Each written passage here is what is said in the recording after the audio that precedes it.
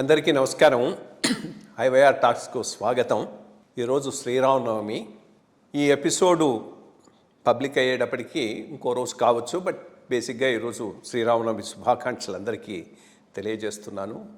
రామో విగ్రహవాన్ ధర్మః, అంత గొప్పవాడు. ఆయన ఆశయాలు, ఆయన ప్రవర్తన, నడవడి మనందరినీ గైడ్ చేయాలని ఆశిస్తూ అందరికీ శ్రీరామనవమి శుభాకాంక్షలు తెలియజేస్తున్నాను. ఐవైఆర్ టాక్స్లో భాగంగా జాతీయ, అంతర్జాతీయ, ప్రాంతీయ అంశాలపైన నా అభిప్రాయాలు మీ అందరితో పంచుకుంటూ సామాజిక స్పృహతో పనిచేస్తున్నటువంటి వ్యక్తులను, పరిపాలనలో ప్రధాన పాత్ర వహించి రాష్ట్ర దేశ అభివృద్ధికి తమ వంతు కృషి చేసినటువంటి వ్యక్తులను ఇంటర్వ్యూ చేస్తూ వారి అనుభవాలను, అభిప్రాయాలను మీతో పంచుకోవటం జరుగుతూ ఉన్నది. దీంట్లో భాగంగానే విశ్రాంత స్పెషల్ చీఫ్ సెక్రటరీ అర్జునరావు గారు, విశ్రాంత ముఖ్య కార్యదర్శి మాధవరావు గారు, అదేవిధంగా చక్రపాణి గారు, వీరందరి అనుభవాలను, అభిప్రాయాలను మీతో పంచుకోవటం జరిగింది. అదేవిధంగా సంస్కృత భాష ప్రచారానికి తన వంతు కృషి చేస్తున్నటువంటి దోర్బల ప్రభాకర్ శాస్త్రి గారు, వేద గణితం మీద చాలా పనిచేస్తున్నటువంటి రేవెళ్ళ అవధానులు గారు, ఇటువంటి వారి యొక్క ఇంటర్వ్యూ కూడా ఈ ఐవైఆర్ టాక్స్లో భాగంగా ప్రసారం చేయటం జరిగింది. ఇవన్నీ కూడా బ్రాడ్కాస్ట్ సెక్షన్లో ఐవైఆర్ టాక్స్లో సెలబ్రిటరీ టాక్స్ కింద నిక్షిప్తమై ఉన్నాయి. ఎవరైనా కావాల్సి ఉంటే అక్కడ ఫాలో కావచ్చు. ఈరోజు మన ముందున్నటువంటి వ్యక్తి ఇంకొక విశిష్టమైనటువంటి వ్యక్తి. ఒక రకంగా ఎంతో నాకు ఒక సంబంధం, ఎట్లాంటి సంబంధం అంటే నేను ఆయనకు తెలుసు ఒక స్థాయిలో, ఆయనకు నేను తెలియదు. అంటే ఇది మేమిద్దరం జోగిపేట జాతిరత్నాలం. ఈ జాతిరత్నాలు సినిమా చూసినప్పుడు ఆ జోగిపేట క్లాక్ టవరు అవి చూపెడుతూ ఉంటే నాకు జోగిపేట గుర్తుకొస్తూ ఉండేది. నేను నిజామాబాద్లో పనిచేస్తున్నప్పుడు మా బావగారు జోగిపేటలో ఉంటే వీకెండ్స్కి అక్కడికి వెళ్తూ ఉండేవాడిని. జోగిపేటతో ఆ రకంగా నాకు చాలా పరిచయం ఉంది. ఈయన జోగిపేట నెహ్రూ మెమోరియల్ కాలేజీలో స్టూడెంట్గా ఉండేవాడు. అప్పుడే నేను ఐఏఎస్కు సెలెక్ట్ అయితే ఆయనకు వాళ్ళ టీచర్స్ అవి చెప్తే కొంత, మన వల్ల కాదనుకోండి, కొంత స్ఫూర్తి నా వల్ల వచ్చిందని ఆ పైన సర్వీస్లో ఉన్నప్పుడు కలిసినప్పుడు చెప్పడం జరిగింది. వీరి పేరు సింగాయపల్లి నరసింగరావు గారు. ఒకటి, తెలంగాణ నుంచి ఐఏఎస్, ఐపీఎస్ ఏర్పడిన తర్వాత రిక్రూట్మెంట్లో కొంత గ్యాప్ వచ్చింది. అంటే నైజాం కాలంలో హెచ్సిఎస్ అని ఉండేది. హెచ్సిఎస్లో చాలా కాంపిటెంట్ ఆఫీసర్స్ అందరూ సెలెక్ట్ అయినారు. ఇన్ఫ్యాక్ట్ ఆ పైన వాళ్ళు ఐఏఎస్లో అబ్జర్వ్ అయితే ఐఏఎస్ ఆఫీసర్ల కన్నా ఎవరూ తక్కువగా ఏమి లేరు. చాలా చక్కగా పరిపాలన నిర్వహించారు, ముందుకు పోయినారు. కానీ ఆ పైన ఆ నైజాం పీరియడ్ అయిపోయి ఇది భారతదేశంలో ఇంటగ్రేట్ అయిన తర్వాత ఒక చిన్న గ్యాప్ వచ్చింది. అంటే ఆ రూరల్ ఏరియా నుంచి వచ్చి దీంట్లో ఇదయ్యి రావటానికి ఆ గ్యాప్ పోయిన తర్వాత తెలంగాణ నుంచి రిక్రూట్మెంట్ అయిన కొంతమంది మొట్టమొదటి ఆఫీసర్లలో నరసింగరావు గారు ఒకరు. Total rural background, Telugu medium studies.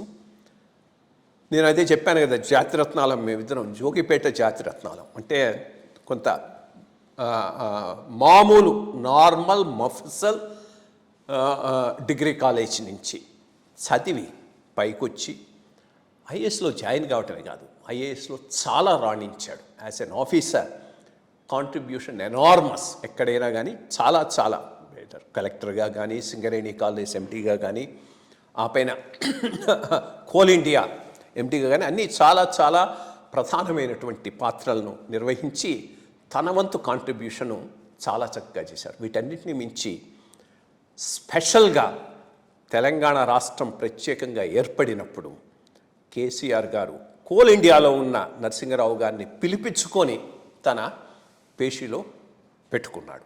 ఆయన ఆ పీరియడ్లో గైడ్ చేయడంలో కూడా చాలా ప్రధానమైనటువంటి పాత్ర వహించాడు.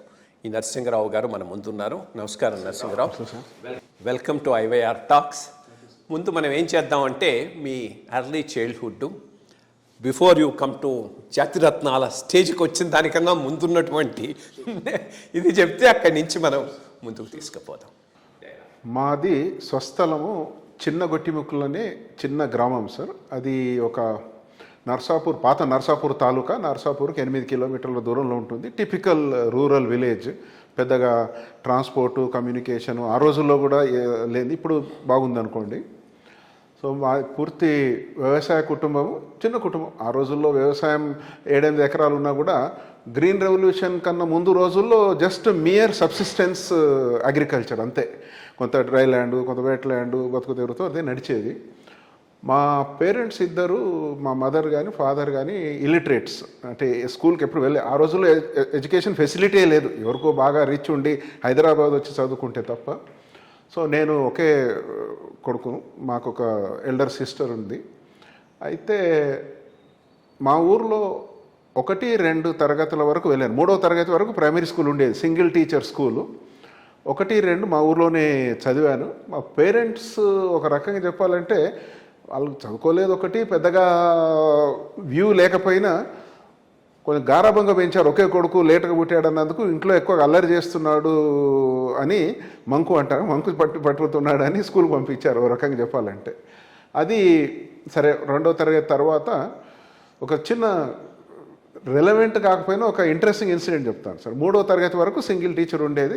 ఒక ఆయన తాటి ఎంజాయ్ అని టీచర్ గారు శివంపేట నుంచి రోజు సైకిల్ మీద మా ఊరికి వచ్చేవాడు. అప్పట్లో ఉన్న స్కూల్లో పరిస్థితి జనరల్గా తెలుసు, సిన్సియర్గా చెప్పేవాళ్ళు టీచర్లు అంతా. నాకు అది తెలియలేదు. 2nd క్లాస్లో మేము ఇద్దరమే స్టూడెంట్స్ ఉండేవాళ్ళం. 2nd క్లాస్లో మ్యాథమెటిక్స్ ఎగ్జామ్ పెట్టాడు. ఏమిటి అంటే end of the year board మీద, బ్లాక్ బోర్డు మీద ఒక టేబుల్ వేశాడు. 10 లైన్స్ ఇట్లా, 10 లైన్స్ ఇట్లా వేసి ఫస్ట్ 1, లాస్ట్లో 100 వేశాడు. ఇదేరా మీ గణిత శాస్త్రం పరీక్ష పేపర్ అన్నాడు. నాకు ఎట్లా ఐడియా వచ్చిందో నాకు కూడా తెలీదు. సో నేను ఇది చూడగానే పలక మీద అదే గీతలు గీసేసి 1 నుండి 1, 2, 3, 4, 10, 11 ఇట్లా నేను చేశాను. బహుశా ఇంకో స్టూడెంట్ అది రాయలేదు, ఐడియా రాలేదు. నాకు కూడా ఎట్లా వచ్చిందో నాకు కూడా తెలియదు ఆ ఏజ్లో. I was just 7 years old. చూశాడు, బాగా రాసావు అన్నాడు, అయిపోయింది. తెల్లవారు మార్నింగ్ ఆయన సైకిల్ మీద వచ్చేవాడు. డైరెక్ట్ మా ఇంటికి వచ్చాడు పొద్దున. నాకేదో భయం వేసింది, ఏది టీచర్ మన ఇంటికి వచ్చాడు అని. పటేలా అని మా ఫాదర్ను పిలిచి, ఇగో నీ కొడుకు వీడు హుషారున్నాడు, వీడు ఇక్కడ 3వ తరగతి, ఇక్కడ నేను ఒక్కనే కదా 3 క్లాసులకు చెప్పాలి, సరిగా చదవలేడు, నువ్వు ఉపయోగపడాలి అంటే శివంపేటకు పంపించండి అన్నాడు. It was both shock and surprise. అంటే శివంపేటకు అందరితో పెద్దవాళ్ళతో కలిసిపోవడం అనేది ఒక పెద్ద అచీవ్మెంట్ లాగా అనమాట. But at the same time రోజు ఆ ఏజ్లో 4.5 కిలోమీటర్లు ఎండ వాన చలి అనకుండా బేర్ ఫీట్తో నడిచిపోవడము, నడిచి రావడం అనేది ఒక థ్రిల్లు కమ్ ఛాలెంజ్. సో 8 సంవత్సరాలు నేను శివంపేటకు వెళ్ళాను సార్. 10th క్లాస్ వరకు జిల్లా పరిషత్ హై స్కూల్. 4.5 కిలోమీటర్ వెళ్ళడం, 4.5 కిలోమీటర్ రావడం నడిచి. అయితే అంత ఏమైంది సార్, దురదృష్టవశాత్తు 71లో, ఆగస్ట్ 71లో నేను 7th క్లాస్ పాస్ అయ్యి 8th క్లాస్ వెళ్ళినప్పుడు సడన్గా మా ఫాదర్ చనిపోయాడు. నేను ఒకడే, జస్ట్ 12 సంవత్సరాల వయసు, మదర్ ఒకతే. అప్పటికే అంతకుముందు సంవత్సరమే మా సిస్టర్ మ్యారేజ్ అయింది, వెళ్ళిపోయింది. ఇంకా we were in total distress situation.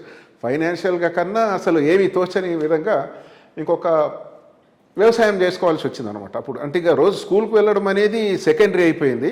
రోజు పొద్దున 6 గంటల నుంచి 8:30 వరకు వ్యవసాయము, పొలం, చిన్న పనులు ఏముంటాయో చేసి ఇంటికి వచ్చేసి మళ్ళీ పొలం కాడ ఏ పని ఉన్నా కూడా స్కూల్కు డుమ్మ, నాటేస్తున్నాము, కలుస్తున్నాము, ఇంకేదంటే కూడా ఆ రకంగా మొత్తం మీద 10th క్లాస్ వరకు చదివాను.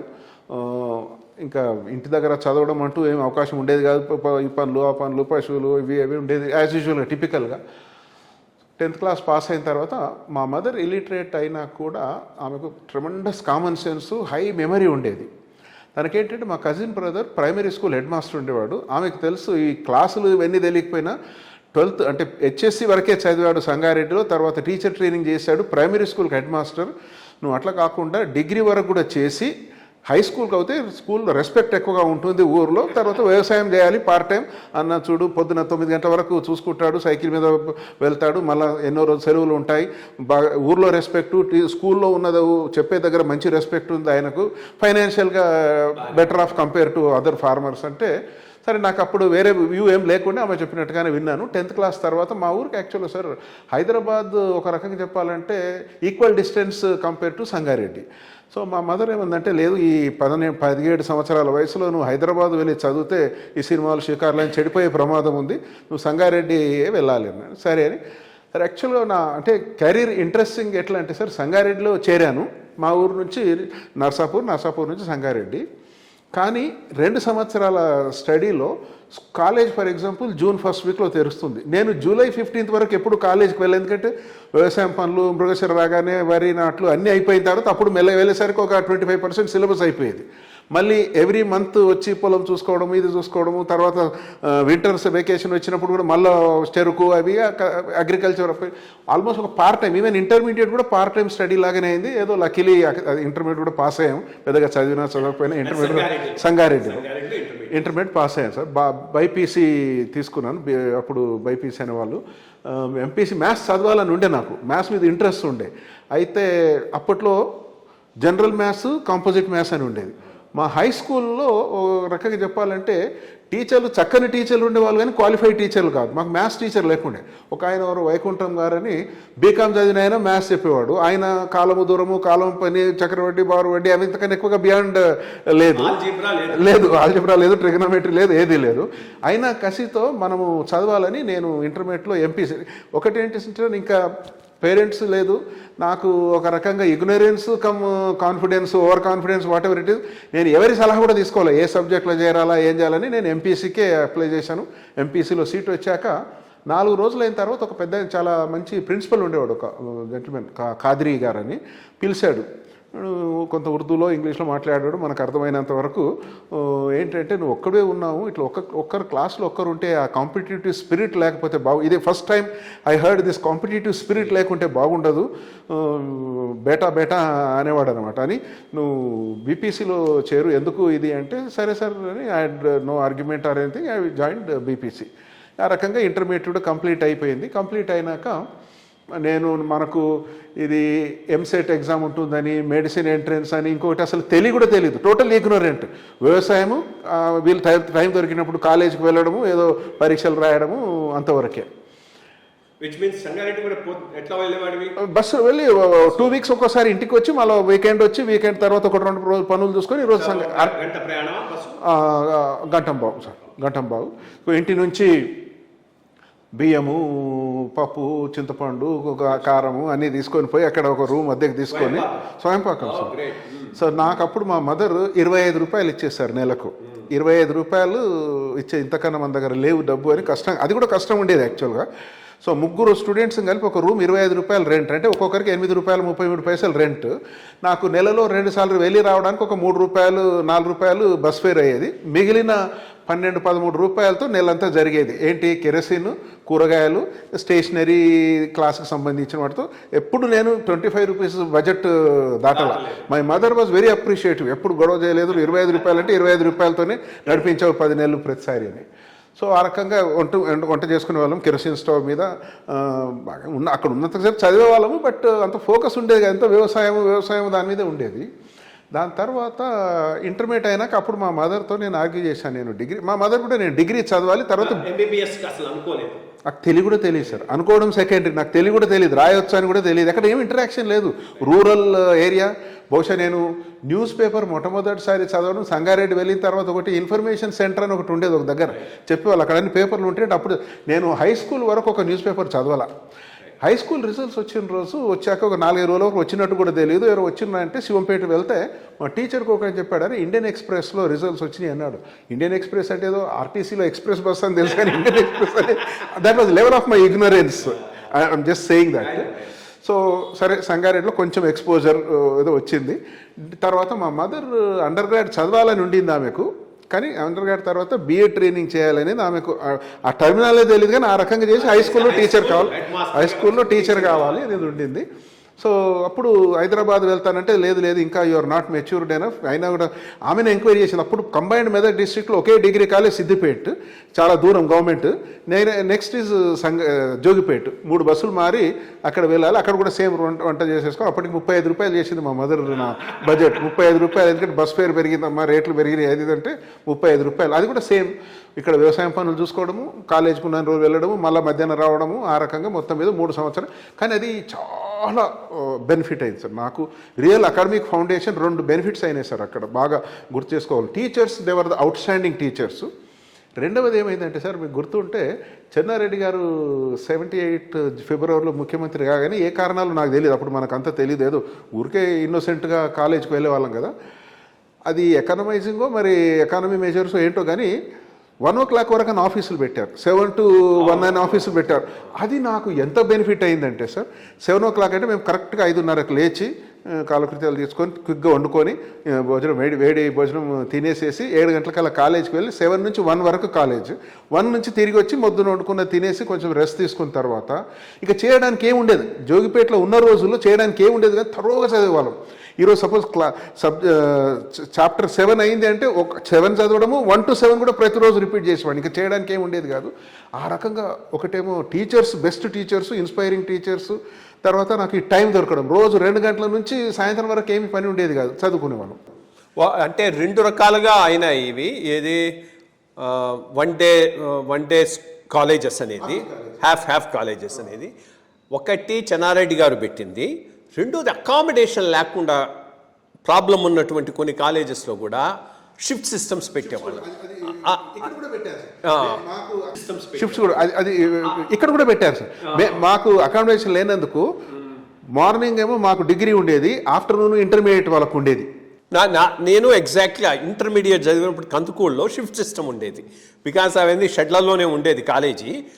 7 o'clock నుంచి 1 o'clock ఒక షిఫ్టు, 1:32 నుంచి ఈవినింగ్ ఇంకో షిఫ్ట్, 2 షిఫ్ట్లుగా కాలేజీ నడుస్తూ ఉండేది ఇంటర్మీడియట్ వరకు. అఫ్ కోర్స్ మేము డిగ్రీకి వచ్చేటప్పుడు సిల్వర్ జూబ్లీకి వచ్చేసాం, అక్కడ ఫుల్ టైం ఉండింది. బట్ ఒక్కటి మీరు అన్నది కరెక్టు, 8 hours ఆఫ్ టీచింగు ఎక్కువ నాలెడ్జ్ ఇస్తుందా, 5 hours of teaching another 5 hours of time for you to study ఎక్కువ నాలెడ్జ్ ఇస్తుందా అంటే I think the second one better ఏమో. Beneficiary of that.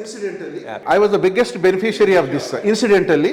అది ఒక్కొక్క ఇండివిజువల్ బట్టి ఉంటుండొచ్చు, కానీ నాకు 2 to 6 4 hours తరోగా చదివేవాడిని సార్. 6 o'clock ఒక అరగంట అట్లా తిరిగేసి కూరగాయలు ఏదో కొనుక్కొచ్చేసి మళ్ళీ వండుకొని తిని పడుకునేవంతే. మళ్ళీ రొటీన్ ఉండేది. అది నాకు చాలా బెనిఫిట్ అయింది. ఇంకొక ఇన్సిడెంటల్గా జోగిపేట వెళ్ళేసరికి 3 బస్సులు మారడం అనేసరికి సంగారెడ్డిలాగా 2 వారాలకు ఒకసారి వెళ్ళకుండా 3 వారాల నుంచి 4 వారాలు ఏదైనా పండుగలు వచ్చినప్పుడే వెళ్ళేవాడిని. ఇంకా వ్యవసాయం డిస్టెన్స్ ఎక్కువయ్యేసరికి ట్రావెల్ డిఫికల్టీ పెరిగింది. మొత్తం మీద అక్కడ కూడా 3 సంవత్సరాలు అయినాక మా మదర్ అన్నదప్పుడు నువ్వు అప్పటికి కూడా నాకు అప్పుడు చేరినప్పుడు కొంతమంది నేను మెడిసిన్ ఎంట్రన్స్ 2 సార్లు రాశాను, 3 సార్లు రాశాను, రాలేదు. ఆ రకంగా ఓహో ఇది ఉందా అనేది తెలిసింది. అంతవరకు నాకు అది కూడా తెలియదు.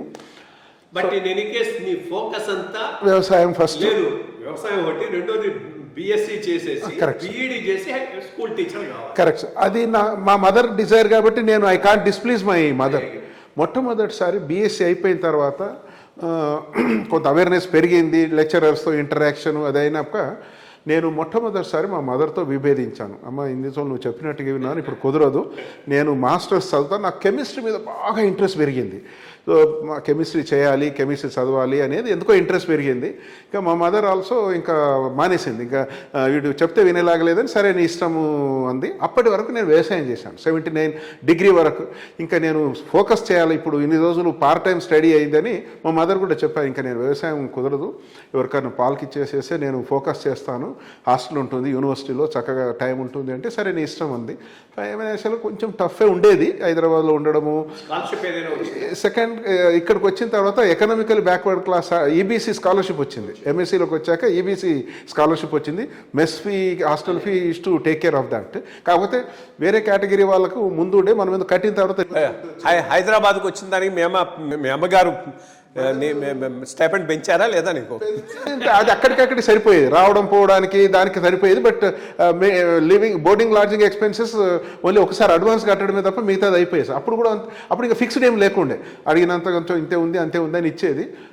అందులో మనం వ్యవసాయం చేయడం కూడా తగ్గిపోయింది కాబట్టి ఆదాయం కూడా తగ్గిపోయింది. అప్పటికేదో మొత్తం మీద ఎంఎస్సీలో చేరాను సార్. అప్పుడు నాకు chemistry was my focus, but botany, zoology, genetics, biochemistry, molecular bio అన్నిట్లలో సీట్ వచ్చింది నాకు ఎంట్రన్స్ రాస్తే. Then I was very steadfast, కెమిస్ట్రీలో చేరాను. సీరియస్గా తీసుకున్నాను, ఇంకా ఎందుకంటే ఇంటికాడ కూడా పని లేదు, ఏదో పండక్కే వచ్చిపోయేవాడు మా మదర్ని చూడడానికి, మదర్తో ఉండడానికి, కానీ నేను చదివాను.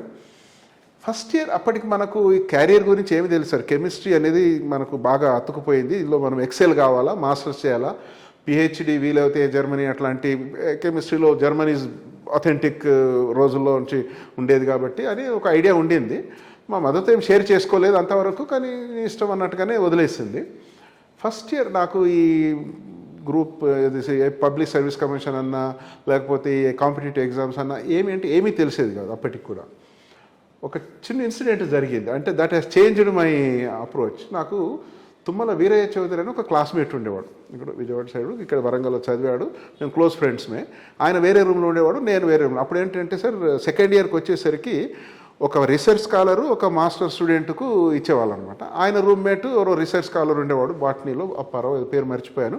నా రూమ్మేట్ ఇంకొక ఆయన ఎవరో జనార్దన్ రెడ్డి గారు పిహెచ్డి స్కాలర్ ఉండేవారు. ఊరికే రోజు మార్నింగ్ బ్రేక్ఫాస్ట్కో దీనికో కలిసి, నేను ఆ రోజు ఎర్లీగా వెళ్ళాను ఆయన రూమ్కి, ఇద్దరం కలిసి బ్రేక్ఫాస్ట్కి వెళ్దామని. ఆ టైంకి ఆయన స్నానానికి వెళ్ళాడు, బాత్రూమ్కి వెళ్ళాడు. ఆ రెండు స్టడీ టేబుల్స్లో మరి ఎందుకు జరిగిందో కానీ ఆయన స్టడీ టేబుల్ మీద కాకుండా ఆయన రూమ్మేట్ స్టడీ టేబుల్ మీద కూర్చున్నట్లు, కుర్చీలో కూర్చున్నాను. టేబుల్ మీద మీకు గుర్తుంటుంది సార్, పాత రోజుల్లో ఈ యూపీఎస్సీవి ఆ pink, yellow, greenish, light greenish colour పాత క్వశ్చన్ పేపర్ బుక్లెట్లు ఉండేవి. ఆ టేబుల్ మీద పడినాయి అవన్నీ. అవుట్ ఆఫ్ క్యూరియాసిటీ చూశాను ఒకటి, ఏదో జువాలజీ ఏదో చూశాను, తిరిగేసాను. ఇంకేదో తిరిగేసాక చదువు వచ్చాక అడిగా, ఇదేంటి అంటే నాకు తెలియదు, అది మా రూమ్మేట్ ఏదో ఎగ్జామ్స్ రాస్తుంటాడు, అదే తిరిగేస్తే ఏదో నాకు తెలిసినట్టుగానే కనబడింది అంతే. అనగానే ఆయన అన్నాడు ఇదేదో అని. ఆయన అడిగా, ఏంటి బాస్ ఇది అంటే, ఆఫ్టర్నూన్ మళ్ళీ అదే పనిగా వెళ్ళి అది ఏంటి అంటే, ఇది సివిల్ సర్వీసు, ఐఎఫ్ఎస్ ఏమిటి అనేది మనకేం తెలియదు దాని గురించి. అందులో బహుశా సార్ నేను పుస్తకం క్వశ్చన్ పేపర్స్ ఒకటో రెండో క్వశ్చన్స్ నాకు తెలిసినవి ఉండి ఉంటాయి, కానీ నాకు ఆయన అదేదో అంటే అది హిమాలయ పర్వతం లాంటిది కదా మనకేం తెలియనప్పుడు. ఆ రెండు క్వశ్చన్స్ బహుశా నాకు తెలిసి ఉంటే నాకు అంత తెలుసు అనే ఇంప్రెషన్ ఏర్పడ్డట్టుంది. అరే then I can also write this అంటే ఏమిటి అంటే ఆయన చెప్పాడు, ఇంకా ఇది ఇట్లుంటుంది, ప్రిలిము, మెయిన్, అది ఇది. జాబ్ అయితే కావాలి మనకు తప్పనిసరిగా, మాస్టర్స్ అయిపోయే లోపుగా ఏదో లైవ్లీహుడ్ అయితే ఉండాలి, ఏదో ఒక జాబ్ అనేది. నేను ఆయన చెప్పగానే నేను నెక్స్ట్ డే కాలేజ్ అయిపోగానే బస్సు ఎక్కేసి 93 నెంబర్ బస్సు ఎక్కేసి కాచిగూడ చౌరస్తా దిగితే అక్కడ ఆయన చెప్పాడు, ఈ శ్రీ బుక్ స్క్వేర్ అని ఉంటుంది, ఇంకోటి బుక్ సెలక్షన్ సెంటర్ అని ఉంటుంది, నువ్వు అతనే చెప్పేస్తాడు అన్నాడు. చౌరస్తా 93 bus stand, correct sir. First దిగాను, అక్కడే ఉండింది అంతకు. That was called book selection centre. So book selection అక్కడ దిగి అది వెళ్ళగానే వాడికి అని తెలిసింది. ప్రిలిమినరీ ఏంటి అన్నాడు, ఏదేదో ఇచ్చాడు, NCERT, ancient Indian history, medieval Indian history, freedom struggle by Bipin Chandra, some geography, అవన్నీ మనం ఎప్పుడు వినలేదు, తెలుగు మీడియంలో ఏదో స్కూల్లో చదువుకున్నాము. అని తర్వాత ఆప్షనల్కే అన్నాడు. ఆప్షనల్ అంటే నేను కెమిస్ట్రీ అన్నాను. కెమిస్ట్రీకి ఏమవుతాను అంటే ఆయన దగ్గరకు అంత political science, history, psychology, sociology, political science ఇవి వాళ్ళు ఉంటారు. ఆయనకు అర్థం కాల.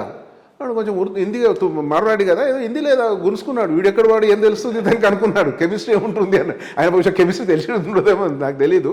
సో ఆ రోజు 60-70 రూపాయలు అయినా ఇంత వాల్యూమ్స్ బుక్స్ తీసుకొని వచ్చాక ఇంకా చదవడం మొదలుపెట్టా. ఇంకా అందరు అనేవాళ్ళు, లేదు నువ్వు కెమిస్ట్రీ తీసుకోకు, చాలా టఫ్, అందరూ హిస్టరీ తీసుకుంటారు, నువ్వు ప్రిలిమ్ అంటే ఎవరికి నమ్మకం లేకుండా నేను ప్రిలిమ్ పాస్ అయితే I started from the scratch, absolute scratch.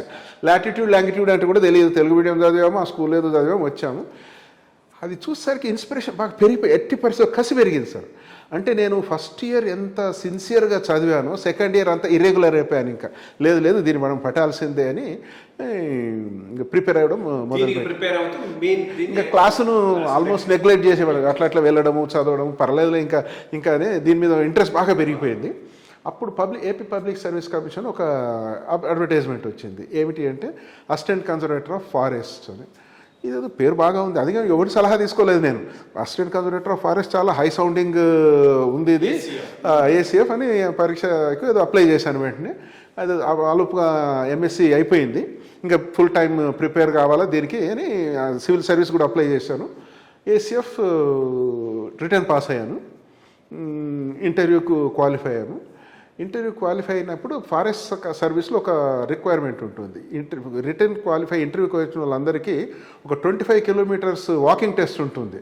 IFS కానీ ACF కానీ రేంజ్ ఆఫీసర్ ఏదైనా. సో నెహ్రూ జూ పార్క్లో వాకింగ్ టెస్ట్. బసిరెడ్డి గారు అని ఒక ఆయన ఇంతకుముందు సివిల్స్ 3 సార్లు రాశాడు, ఆల్మోస్ట్ లాస్ట్లో ఇందులో చేరాడు, అందులో వచ్చాడు. ఆ రోజు ఇద్దరం కలిసి నడుస్తూ ఏమో పరిచయం అయ్యాం. అది 25 కిలోమీటర్లు నడవాలి ఆ జూ పార్క్లో. నడుస్తున్నప్పుడు పరిచయంలో నేను IFS రాశాను. IFS అంటే ఏంటి అని అడిగాను. అంటే IFS అంటే ఏదో మరి దానికని ఇదేదో దీని డిజిగ్నేషన్ చాలా సౌండింగ్, అసలు కన్జర్వేటర్ అసిస్టెంట్ కన్జర్వేటర్ ఉంది, అదే అది మీకు తెలియదు, ఆ మాత్రం కూడా తెలియదు అన్నాడు. దెన్ ఈ ఎక్స్ప్లెయిన్డ్. మరి నేను కూడా రాయొచ్చు కదంటే రాయొచ్చు అన్నాడు. బాగానే ఉందని తిరిగితే అప్పటికి జూలైలో డేట్ అయిపోయింది అనమాట. సరేలేండి అని ఇంకా ఎగ్జామ్ రాశాను. ఇది వచ్చాక ఇది కోయంబత్తూర్, ఇది సార్ ఈ అసిస్టెంట్ కన్జర్వేటర్ ఆఫ్ ఫారెస్ట్ అనేది ట్రైనింగ్ ఇన్స్టిట్యూట్స్ 3 ఉన్నాయి దేశంలో. ఒకటి బర్నీహాట్ అని అస్సాంలో, రెండో దేహ్రాదూన్లో, మూడవది కోయంబత్తూరులో. ఈ స్టేట్స్ సెలెక్షన్ సెంట్రల్ గవర్నమెంట్కి ఇస్తే వాళ్ళు ఎవరెక్కడ ట్రైన్ కావాలని రొటేషన్ ఆ సీట్లను ప్రచారు. మమ్మల్ని కోయంబత్తూరు పంపించారు. సో కోయంబత్తూరు వెళ్ళాను. 1 జనవరి 1983 రోజు చేరాను. చేరినాక మార్చిలో ఎప్పుడో ఏప్రిల్లో రిజల్ట్స్ వచ్చినాయి. I was surprised. I got cleared the main exam. Civils కూడా మెయిన్ ఎగ్జామ్ అయిపోయింది. సో అక్కడ అకాడమీ వాళ్ళు కూడా అందరూ సర్ప్రైజ్ అయ్యారు. ఆ లెక్చరర్స్ కూడా IFS ఆఫీసర్స్ కదా, చాలా వరకు ఒక సర్ప్రైజ్ కొంత జెలస్ లాగా అనిపించింది కొంతమందిలో. ఏదో మొత్తం మీద ఏదో సెలవు ఇచ్చారు.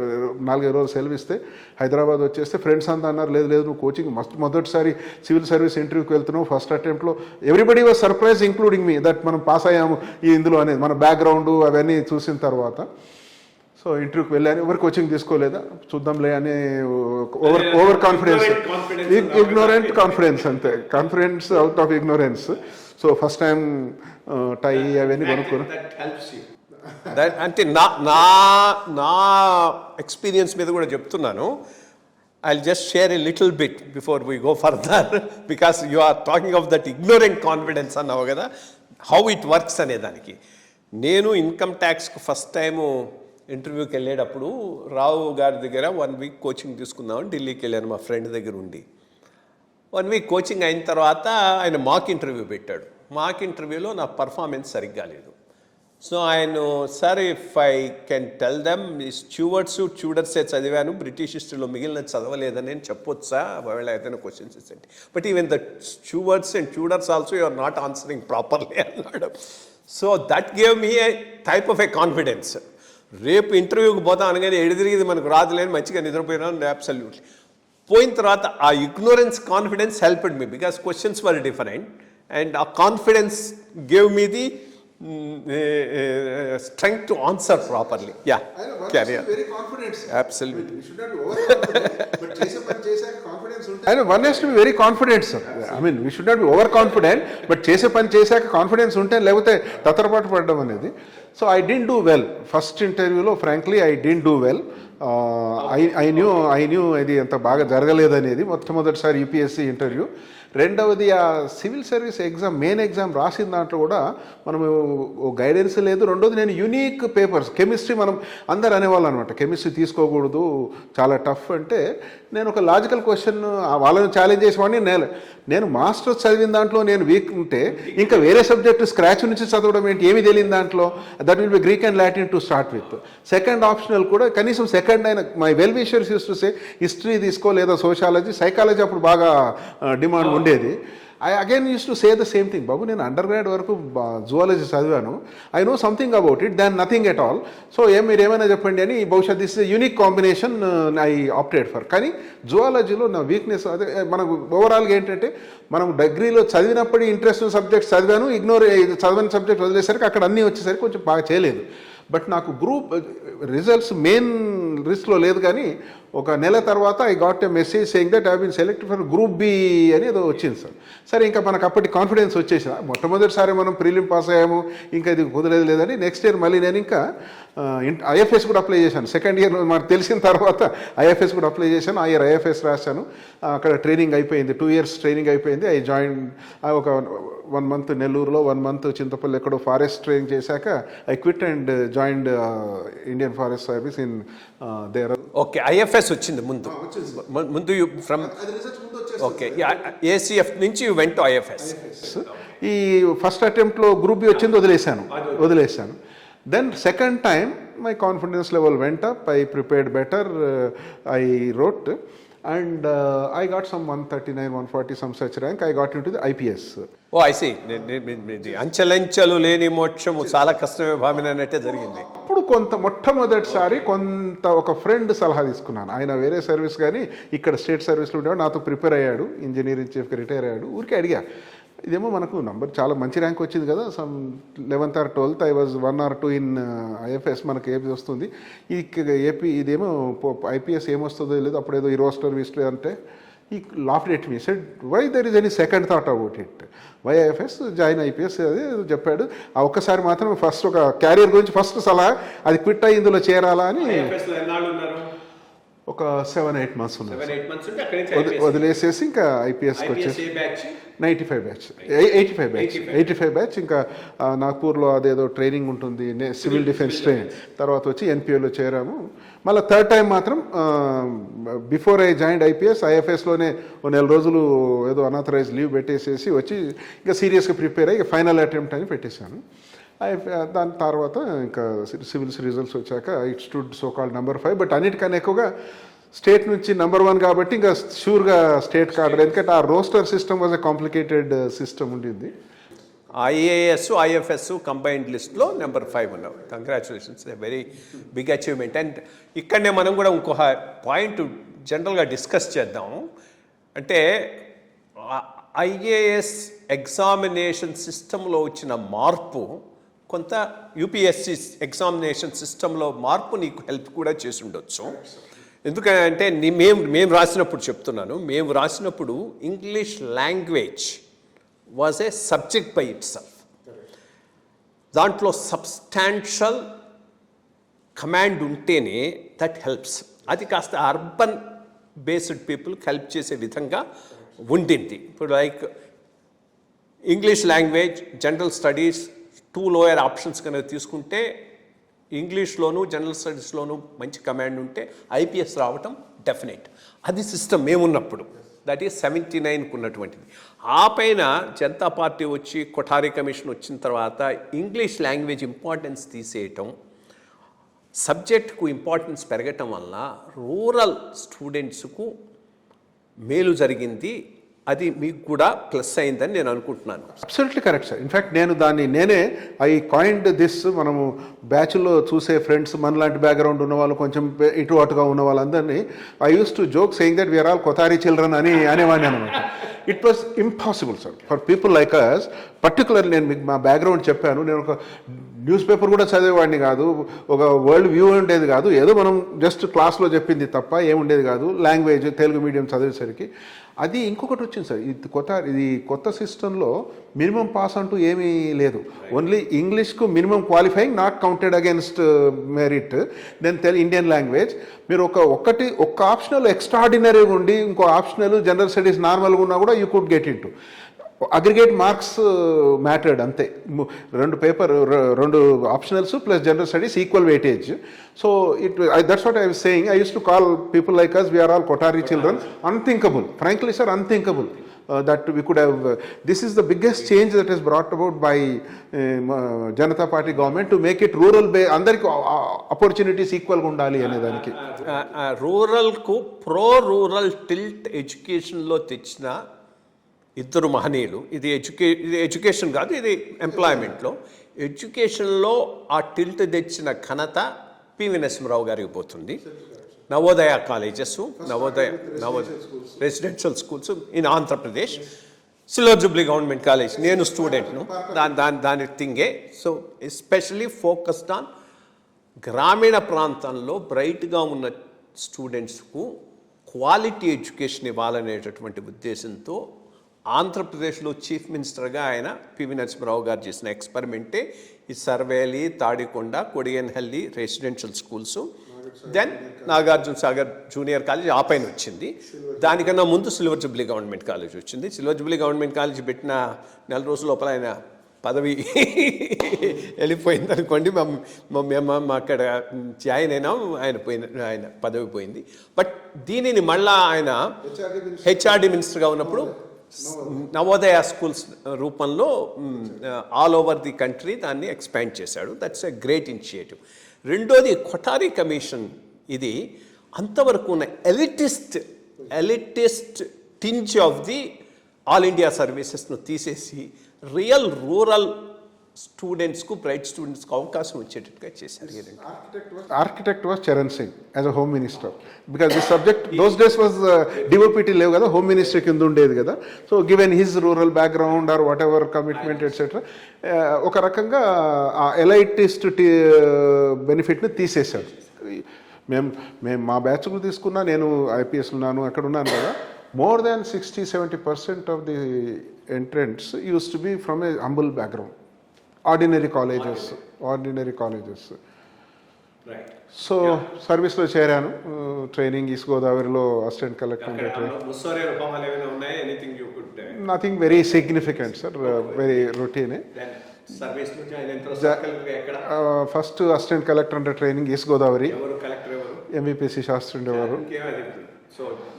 సో అంత ట్రైబల్ ఏరియాలో బాగా మనకున్న rural background, nothing unusual. But సరే షెడ్యూల్డ్ ఏరియాలో అవన్నీ కొంచెం కొత్త, కానీ సరే that episode of our Gurtedu kidnap also నేను కదా, I was holding. Okay, then this deserves another 5 minutes. So మొత్తం గుర్తేడు ఎక్స్పీరియన్స్ అంతా చెప్పండి. ఎట్లా, ఎవరెవరు వచ్చారు, సడన్గా ఏమైంది అక్కడ? నాకు గుర్తులేదు, మీరున్నారని. బికాస్ నా దగ్గర సబ్ కలెక్టర్గా సుతీర్థ్ భట్టాచారి ఉండేవాడు. He was suppose to go, he didn't go. ఖమ్మంలో భద్రాచలం. అవును సార్, అది ఎస్ఆర్ శంకరన్ గారు అంతకుముందు ఇక్కడ ఐ థింక్ ప్లానింగ్ ఏదో సెక్రటరీగా ఉండేవారు. He was designated to be the director LBS NAA, I think Rajiv Gandhi government ఉన్నప్పుడు. What background I do not no.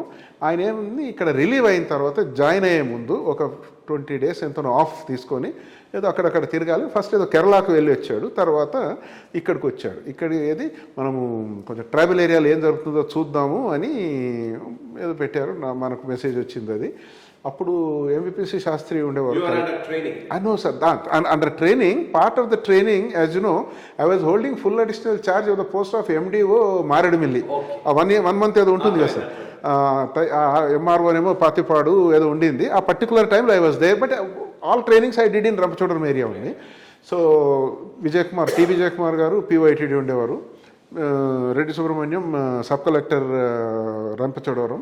Pushpa was in Rajahmundry. So Manohar Prasad was MD of that coffee corporation అని ఒకటి ఉంది కదా, Vizag based Girijan cooperative coffee corporation, అక్కడ MD ఉన్నారు. Radha was joint collector. సరే, ఆయన ముందు 25 రోజు వస్తామని మెసేజ్, డిసెంబర్ 87. సరే అని తర్వాత లాస్ట్ మినిట్లో లేదు is changing, is coming on 26th అన్నారు. సరే, మనమంతా ఊర్లో అప్పుడు కొంచెం ఒక స్టైల్ ఉండింది. అది ఏది ఒక ట్రైబల్ మీట్ లాగా ఊర్లో కూర్చొని ఏం జరుగుతుంది, ఏం జరగట్లేదు, ఫీడ్బ్యాక్ లాగా కొంచెం 4-10 గ్రామాల ప్రజలు పిలిచి ఏదో మీటింగ్ పెట్టారు. అదొక సిస్టమ్ ఉండింది. I was impress with that, there is no doubt. Pathakota అని ఒక ఊరు నేనే సెలెక్ట్ చేశాను. అది గుర్తేడు నుండి ఒక 3-4 kilometers దూరం ఉంటుంది. ఒక 10 గ్రామాలు ఉంటాయి. దాటితే డొంకరాయి, అది మళ్ళీ అటు ఖమ్మం బార్డరు, ఇటు ఛత్తీస్గఢ్ బార్డర్, ఆ ప్రాంతం అనమాట. పొద్దున వాళ్ళు రంపచోడవరమే రమ్మన్నారు. నేను రంపచోడవరం వెళ్ళాను. విజయ్ కుమార్ గారి ఇంట్లో బ్రేక్ఫాస్ట్ చేసి 2 జీపులలో 8 మంది సార్. ఎంవిపిసి శాస్త్రి, టి రాధా, విజయ్ కుమార్, పుష్ప సుబ్రహ్మణ్యం, రెడ్డి సుబ్రహ్మణ్యం, నేను, మనోహర్ ప్రసాద్, ఎస్ఆర్ శంకరన్, 8 మంది వెళ్ళాము. మారేడుమిల్లి మీదుగా పాతకోట వెళ్ళాము. వెళ్ళేసరికి 11 ఏదైంది. అప్పుడు అంతా కచ్చా ఇదన్నా కష్టమైంది. అది ఎప్పుడు వెనకటికి ఫారెస్ట్ హార్వెస్ట్ చేసే రోజుల్లో ఆ కూపుల కొరకని వేసిన కచ్చా రోడ్లు అనమాట. కష్టంగా ఏదో వెళ్ళాము. చాలా మందితో మాట్లాడాము, భోజనం చేసాము. మేము 11 గంటలకు అట్లా చేరి ఉంటాము సుమారుగా 10:30-11కి మాట్లాడి 2:30కి అట్లా మాట్లాడి లంచ్ ఊరు వాళ్ళందరికీ మనం అందరం వాళ్ళతో పాటు లంచ్ చేస్తే వింటర్ కదా తొందరగా చీకటి అవుతుందని ఒక 4-4:30కే ఇంకా అందరూ డిస్పర్స్ అయ్యారు. మేము కూడా 2 జీపులు ఎక్కేసి తిరిగి వస్తున్నాం. My wife was also there in Maredumilli. అప్పుడు ఏం కమ్యూనికేషన్ లేదు, ఏమీ లేదు. We were in that guest house, forest guest house, ఆ కొండ మీద forest guest house, she was there. వెళ్ళి తిరిగి వస్తుంటే నేను, ఎస్ఆర్ శంకరన్, రాధా, ఎవరో 3 ఒక జీప్లో ఉన్నాము. అంతకన్నా ముందు ఇంకొక 4 ఇంకొక జీప్లో ఉన్నారు. ఏదో పిచ్చపాటి మాట్లాడుకుంటూ జనరల్గానే గవర్నెన్స్, డెవలప్మెంట్ ఏదో మాట్లాడుతూ వస్తున్నాము. వచ్చేస్తే నాకన్నా ముందు కారు జీపు ఆగింది. ఆలివ్ గ్రీన్లో ఉన్నారు తుపాకీ పట్టుకొని. నేనేమనుకున్నా అంటే ఇదేదో స్పెషల్ పార్టీ లాగా ఉన్నట్టుంది.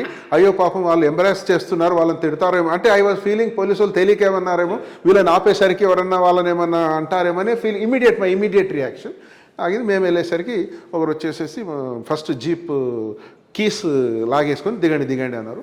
ఒక చెట్టు మీద ఉన్నారు. దెన్ నాకు డౌట్ వచ్చింది, ఇదేంటి చెట్టు మీద ఎందుకున్నారు అంటే ఐ స్టిల్ థాట్ వీళ్ళు పోలీసు సిఆర్పిఎఫ్ అట్లాంటి వాళ్ళు ఏం తెలియకుండా, మనం ఏమో తెలియకుండా వాళ్ళు ఎంబరాస్ అవుతున్నారు, మనల్ని ఎంబరాస్ చేస్తున్నారేమో అనుకున్నాం. దిగిన తర్వాత మేము దిగేసరికి ముందు జీప్ వాళ్ళను ఒక 20 మీటర్లు లోపలికి తీసుకెళ్లారు. జీప్ అక్కడే ఉంది. మా జీప్ కూడా కీస్ తీసుకుని లోపలికి వెళ్ళాక మేము 8 మంది ఉన్నాం. కొంతమంది ఒక 2-3 senior level officers, ITDA level officers, agriculture వాళ్ళు ఎవరు ఉన్నారు. ఇంకా భాషణ ఇవ్వడం మొదలుపెట్టారు. మీరు అందరు వెళ్ళిపోండి అని. వాళ్ళు డిస్పర్స్ అవుతున్న వాళ్ళు కొందరు ఇక్కడ సైడ్ గ్రామాల వాళ్ళు కూడా వస్తే వాళ్ళని భయపెట్టేసి మీరు వెళ్ళిపోండి అన్నారు. కూర్చోబెట్టి ఒక 10 నిమిషాలు భాషణ ఇచ్చారు. మీరు అంత ఇది అది వరల్డ్ బ్యాంక్ తొత్తులు అట్లా యూజువల్ వాళ్ళ భాష ఇచ్చేసి మేము అందరం కిడ్నాప్ చేస్తున్నాం అన్నారు. నాకు అర్థం కాలే ఫస్ట్, ఇదేంటి షాక్ కిడ్నాప్. తర్వాత మా కామ్రేడ్స్ ఉన్నారు, వాళ్ళు 8 మంది ఉన్నారు. ఆ 8 మందిని రిలీజ్ చేస్తేనే మీ 8 మందిని చేస్తాము ఏదో అన్నారు. అది దట్స్ వెంట ఆన్. ఒక ఇంపార్టెంట్ ఇష్యూ నేను చెప్తాను సార్. ఒకసారి షేర్ చేశాను, ఒకసారి రాశాను కూడా. సార్ నాకు ఎస్ఆర్ శంకరన్ గారు గురించి తెలుసు. తర్వాత అప్పుడప్పుడు ఇంటరాక్ట్ కూడా అయ్యేవాను. మా ఊర్లో ఉన్న రోజుల్లోంచి కూడా ఎమర్జెన్సీ రోజుల్లో బాండెడ్ లేబర్ అవన్నీ కూడా బ్రాడ్గా తెలుసు. సర్వీస్ చేరాక నేను అంతకుముందు కూడా 2-3 సార్లు కలిశాను.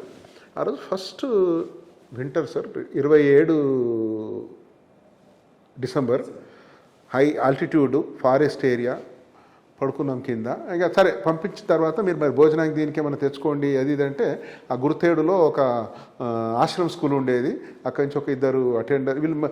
అయితే తర్వాత చిన్న చేసి ఇట్లా కాదు 8 మంది కాదు, మళ్ళీ గవర్నమెంట్కి మెసేజ్ వెళ్ళాలా అది ఇదని మొత్తం మీద రాధాను పంపించాలి, అట్లాగే పుష్ప కూడా విమెన్ కదా ఎందుకు మనతో అన్నట్టుగా మొత్తం మీద కన్విన్స్ చేస్తే వాళ్ళు 2 వెళ్ళిపోయారు. మేము 6 మిగిలినాము.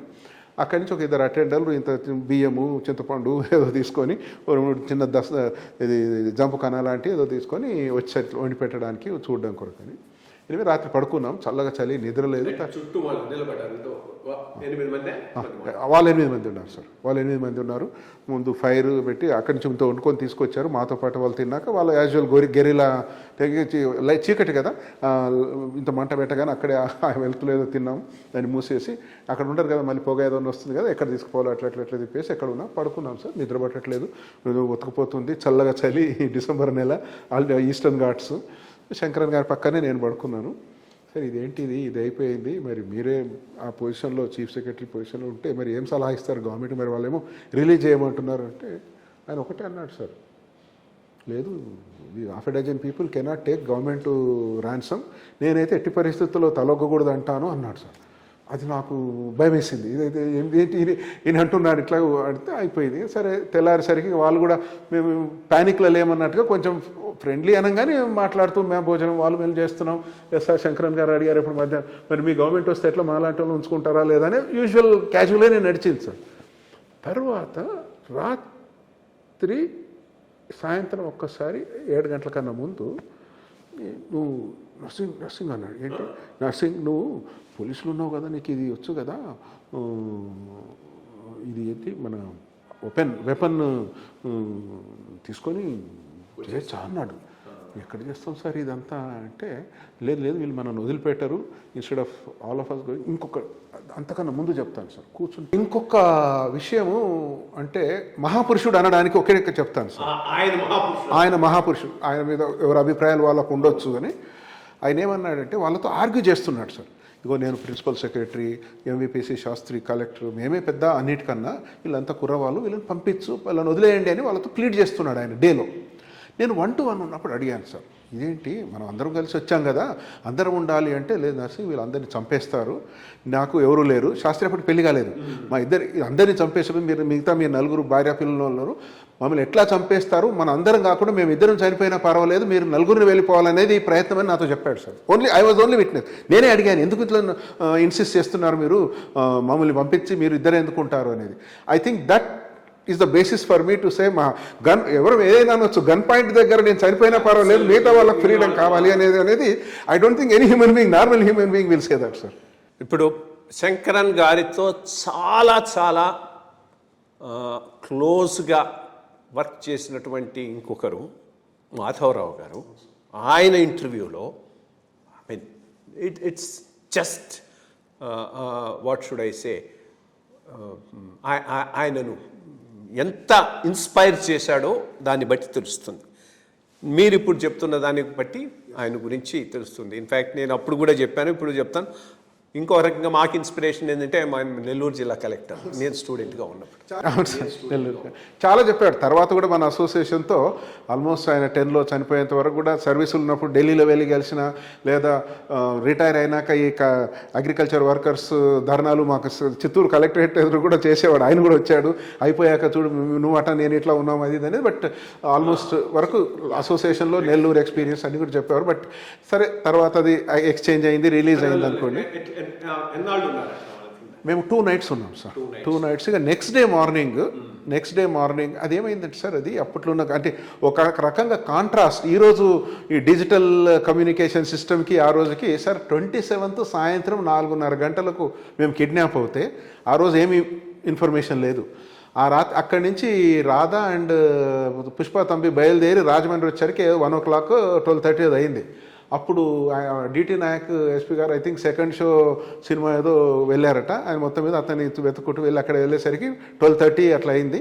ఇంకా అక్కడి నుంచి ఏదో హైదరాబాద్కి ఏదో చెప్పి ఉంటారు. తెల్లారి సీఎం గారి దగ్గర ఏదో మీటింగ్ అయింది, ప్రోస్ అండ్ కోన్స్ ఏంటి, రిలీజ్ చేయాలా లేదా అది ఇది ఇదంతా జరిగినట్టుగా ఉంది. తర్వాత అప్పుడు ఆ రోజు సాయంత్రానికి మొత్తం మీద ఏదో నిర్ణయం అయింది. ఐ థింక్ యాజ్ యూజువల్గా పోలీస్ అఫీషియల్స్ ఇట్లాగైతే there is no end kidnap చేస్తూ ఉంటారు. లేదు యాక్చువల్గా పోలీస్ అఫీషియల్స్ అన్నాను కాబట్టి చెప్తాను. నాకు ఫస్ట్ ఇది బ్రేక్ చేసింది మా ఎస్పీ. నేను ఇప్పుడు ఖమ్మం కలెక్టర్గా ఉన్నాను కదా, in way they were happy. వీళ్ళందరూ ట్రైబల్స్ అని పోతూ ఉంటారు, ఎప్పుడు మమ్మల్ని బద్నాం చేస్తూ ఉంటారు, ఎన్కౌంటర్స్ సరిగ్గా చేశారు ఇది అది అని. ఇప్పుడు వీళ్ళకే అయింది. పోలీస్ డెఫినెట్లీ ఆ రోజు ఎక్స్చేంజ్కి ఒప్పుకొని ఉండరు. పోలీసును ఓవర్ రూల్ చేసినటువంటి డెసిషన్ అయ్యి యుగంధర్ గారు చెప్పారు. అయితే ఆ రోజు ఆబ్వియస్లీ పోలీస్ అపోజ్ చేశారు. మీరు ముందు కొంచెం సీఎం గారు ఇరిటేట్ అయ్యి వెళ్ళిపోయారట. మీరు ఏదో డిసైడ్ చేసుకోండి అని ఆయన మీటింగ్ నుంచి 1 గంట సేపు 1.5 గంటన్నర మాట్లాడాక వెళ్ళిపోయారట. సాయంత్రం 3-4 గంటలకల్లా ఏమైంది అంటే మళ్ళీ అది ఇదంటే, ఏం లేదు, I want safe release of officers, మీరు ఏం చేస్తారో నాకు తెలియదు, దిస్ ఇస్ ద డెసిషన్ అని అన్నారట. సీఎం గారు అన్నారు. NT Rama Rao Godavari train time అయిపోతుందని అప్పుడు ఇంకా అదే క్యూ మాకు చాలు, రిలీజ్ చేయమన్నట్టుగానే లెక్క, వాళ్ళని రిలీజ్ చేయమన్నట్టుగానే లెక్క అని అక్కడి నుంచి ఇంకా వాళ్ళు మెసేజ్ చేసి వాళ్ళని రిలీజ్ చేయాలంటే వాళ్ళు జ్యుడిషియల్ కస్టడీలో ఉన్నారు. Usual process. ఇంకా ఆయన తొందరగా అప్పుడు ఏ కమ్యూనికేషన్ సిస్టమ్ లేదు కదా సార్. ఆయన కనాబిరాన్ యుగంధర్ కలిసి టకటక వచ్చేసేసి గోదావరి ట్రైన్ ఎక్కేసి నెక్స్ట్ డే మార్నింగ్ రాజమండ్రిలో దిగి అక్కడి నుంచి గుర్తేడు వచ్చాం. సో నెక్స్ట్ డే మార్నింగ్ 2వ రోజు సాయంత్రం 7 గంటలకు వాళ్ళ దగ్గర ట్రాన్సిస్టర్ ఉంటుంది, అదే కమ్యూనికేషన్ వాళ్ళకి. First news broke after 27 hours after what he's exactly kidnap he's happened. ఇట్లా ఈస్ట్ గోదావరి 7 గంటలకు వార్తలు, తెలుగు వార్తలు వచ్చేవి కదా సార్ అప్పుడు ఆల్ ఇండియా రేడియోలో. ఆ వార్తలో ఫస్ట్ న్యూస్ పబ్లిక్ బయటకు తెలిసింది అనమాట. ఇది అయింది అనగానే ఏదో ఎన్ఎస్జీ అని చిదంబరం అప్పుడు ఏదో union minister of state for internal security ఏదో అంటే, దెన్ సిచ్యువేషన్ చేంజ్డ్. వాళ్ళు అలర్ట్ అయ్యారు, ఏదో మీ గవర్నమెంట్ ఇది కాదు, ఎందుకంటే రిలీజ్ చేస్తున్నారు అనేది వాళ్ళకి ఎవరికి ఇన్ఫర్మేషన్ ఏమీ లేదు. ఇంకా మిమ్మల్ని చంపేస్తాం ఈ రాత్రి, మేము మాత్రం ఎవరు ఒక్కరే ఉంటాం. అంటే ఇది 7 గంటలు వచ్చిన న్యూస్లో దీని గురించి లేదనే ఏమని వచ్చింది? Central government forces black cat కమాండోస్ని పంపిస్తుంది. అప్పుడు అందులో సెంట్రల్ స్టేట్ రిలేషన్ ఇష్యూస్ కూడా నడుస్తున్నాయి. NT Rama Rao versus Rajiv Gandhi government, వాళ్ళు సెంట్రల్ గవర్నమెంట్ వీళ్ళని ఎంబరాస్ చేస్తున్నారని, వీళ్ళు వాళ్ళని ఏదో రకరకాల మనకు తెలిసిందే అదంతా. సో వాళ్ళు అలర్ట్ అయ్యారు, ఇది వీళ్ళు ఒప్పుకున్నట్టుగా లేదు అని మమ్మల్ని భయపెట్టారు. నిజంగానే చంపేవాళ్ళు లేదు, చెట్లు ఇట్లా కట్టేస్తామన్నారు. 6 చెట్లు ఇట్లా కట్టే, అంతవరకు చాలా జోవియల్గా ఉండింది. డే అంతా జోవియల్గానే ఉండింది, కలిసే తిన్నాం అంతా అయింది. ఇంకా ఆఖరకు ఏదో మొత్తం మీద ఆ రాత్రి మాత్రం భయంగానే ఉండింది, బహుశా వీళ్ళు చంపేస్తారేమని.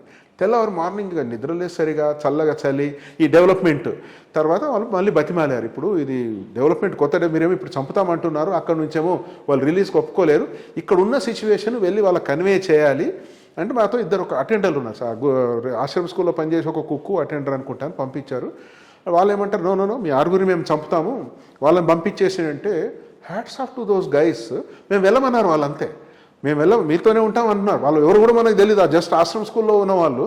ఇంకా ఆఖరికి వాళ్ళని కన్విన్స్ చేసి, లేదు ఇతను చాలా జూనియర్, ఇతను ఒక్కడిని పంపించండి అని నన్ను మాత్రం ఆ అటెండర్లు ఇచ్చి, వాళ్ళు కళ్ళ గంతలు గట్టి ఎక్కడున్నావు తెలియకూడదు, ఎవరికి చెప్పకూడదు కదా అని వాళ్ళు ఎవరో ఎంతవరకు వచ్చారో వచ్చి మా మొత్తం మీద 5 అటెండర్లు నన్ను పొద్దున్నే 8 గంటలకే రిలీజ్ చేసేసారు.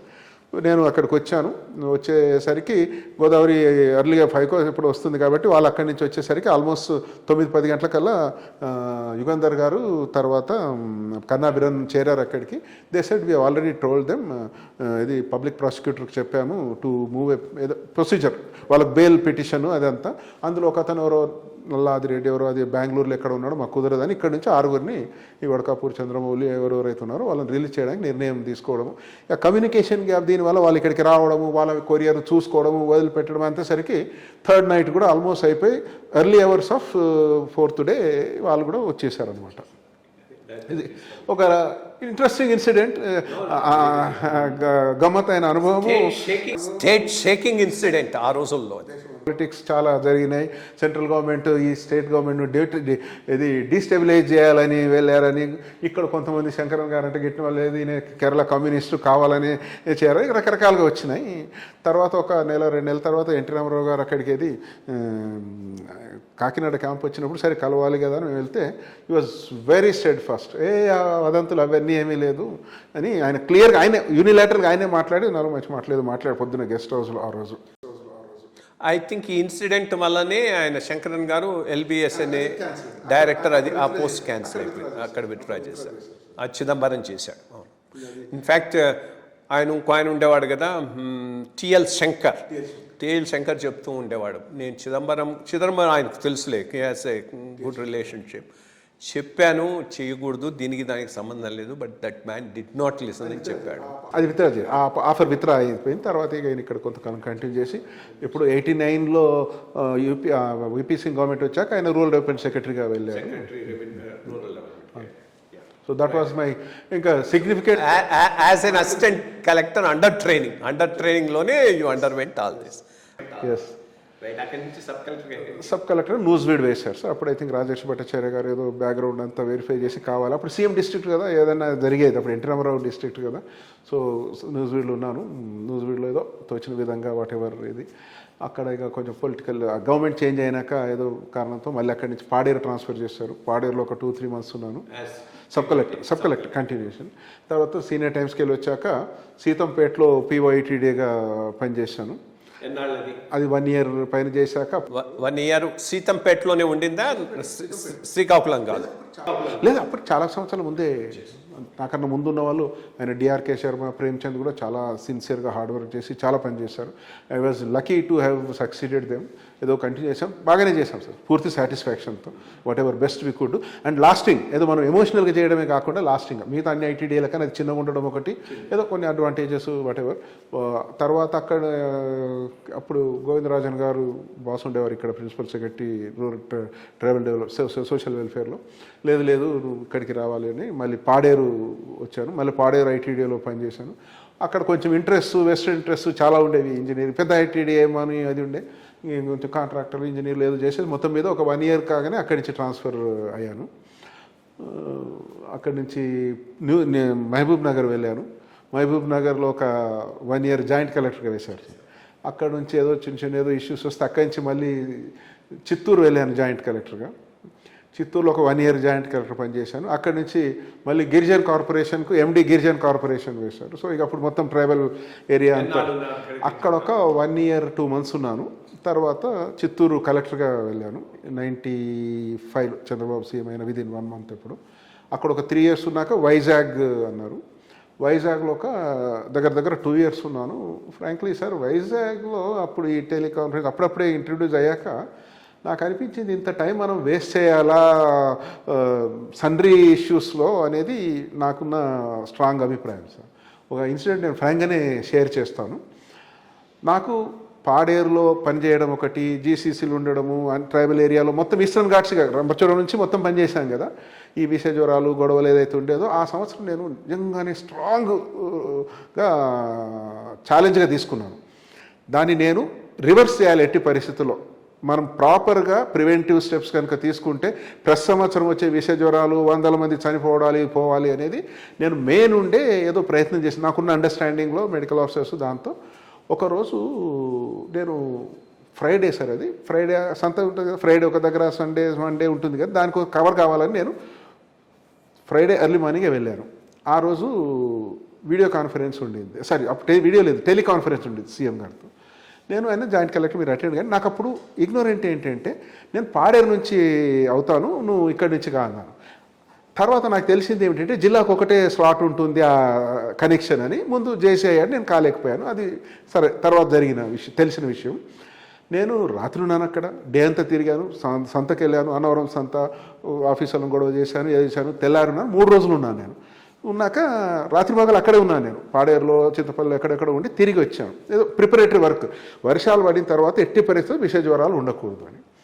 తర్వాత తిరిగి వచ్చాక జేసీని మూర్తి ఉండేవాడు, క్యాజువల్గా అడిగా ఏమైంది బాగానే అయిందా అంటే, ఏమని అడిగా అంటే లేడా, ఎందుకు లేడు అన్నాడు. ఆయన కూడా కొంచెం మైల్డ్గానే చెప్పాడు.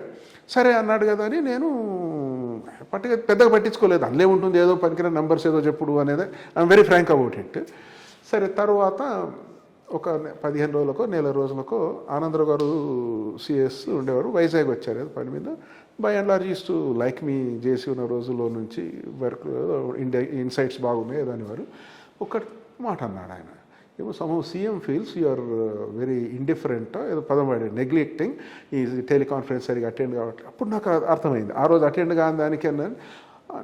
దెన్ ఐ సెడ్, ఆ రోజు అనుకున్నాను సార్, ఏదో కులం చేయడ సుఖమన దక్కాలి అన్నట్టుగా ఈ ఉద్యోగం చేసుడు వేస్ట్ ఆఫ్ టైము, ఈ తమాషా. Vizag, I was never in Vizag, I always in to the field, to tribal areas, మిగతా ఏరియాస్. ఈ పబ్లిక్ రిలేషన్స్ మనతో కుదరదులేండి అనుకొని నేను మనసు ఆ రోజు నొచ్చుకోలేదు. కానీ why should I waste my time like this? ఏదో పెద్ద ఎక్స్పెక్టేషన్స్, ఒక ఎంతూజియాజంతో వచ్చినప్పుడు ఇవన్నీ టైం వేస్ట్ ఎందుకని నేను ఒక యునైటెడ్ నేషన్స్లో అప్పుడు మనం ఐటీడీఏలో ఉన్నప్పుడు కొంతమంది పరిచయంతో వాళ్ళు కూడా పరిచయం ఉండేవాళ్ళు. నేను ఒక ఉద్యోగంకి అప్లై చేశాను సార్, ఏదో అడ్వర్టైజ్మెంట్ చూసేసి న్యూయార్క్లో ఉద్యోగంకి అప్లై చేశాను, ఏమైనా కానీ లేండి అని. ఫైనాన్షియల్ కూడా టైట్ ఉండింది అప్పటికి, 7-8 వేల జీతంలో your okay but not very comfortable. So వాళ్ళు టెలిఫోనిక్ ఇంటర్వ్యూ చేసి దే సెలెక్టెడ్ మీ. దెన్ ఇంకా ఎలక్షన్స్ వచ్చినప్పుడు 99 ఎలక్షన్స్ వస్తే ఆ కాగానే అక్కడికి ఈ కలెక్టర్ వైజాగ్ కానీ చిత్తూరు కానీ ఎనీ అదర్ మేజర్ ఇనిషియేటివ్ మీరు తీసుకుంది కానీ ఇంకో ఇష్యూ కానీ ఏమైనా ఉందా? సార్ చిత్తూరులో అయితే మీకు బహుశా బ్యాక్గ్రౌండ్ తెలిసి ఉంటుంది, చిత్తూరులో అయితే ఈ టీటీటీ డబ్బుతోనే underground drainage, drinking water, additional roads అవన్నీ there was tremendous opposition from various officials. TTD డబ్బు పెట్టకూడదని. నా argument before the CM was Tirupati is nothing but meant for the pilgrims comfort అనే దానికి మొత్తం మీద perhaps he found I am the only guy supporting and he supported. I overruled పేర్లు అక్కర్లేదు, వేరే ఆఫీసర్స్ అపోజ్ చేసిన వాళ్ళు కానీ for their own reason they opposed it. ఇది గవర్నమెంట్ జాబ్ అని, గవర్నమెంట్ దగ్గర డబ్బులు లేవని మీకు తెలుసు సార్. ఇంకా అవన్నీ ఇట్లా ఓవర్ రూల్ చేసేసి నువ్వే చైర్మన్ ఉండాలా ఈ కమిటీ కానీ సీనియర్ ఆఫీసర్స్ ఉన్నా కూడా దాన్ని అది మాత్రం హైదరాబాద్ తర్వాత second town to have under ground drainage. అంతకుముందు గాంధీ రోడ్ ఎట్లా ఉండేది, తర్వాత అప్పటికి తెలుగంగ వాటర్ అసలు తిరుపతి స్కోప్లో లేకుండే కదా సార్. తెలుగంగ అన్నిటికీ టీటీడీ డబ్బుతో పెట్టాం, అన్నిటికీ టీటీడీ డబ్బు. ఆల్టర్నేట్ రోడ్స్, తిరుచానూరు మీద రోడ్లు, ఇవన్నీ బైపాస్లు, తర్వాత అండర్ గ్రౌండ్ రోడ్లు వైడనింగ్, అవన్నీ కూడా తిరుపతి ఇంప్రూవ్మెంట్ మాత్రం టీటీడీ డబ్బుతో. I kind of gave some ideas and I contributed some small way in what ever way I could. వైజాగ్లో సార్ ముఖ్యంగా నేను ట్రైబల్ ఏరియా మీదనే ఫోకస్ చేశాను సార్. ట్రైబల్ ఏరియా మీదనే ఫోకస్ చేశాను.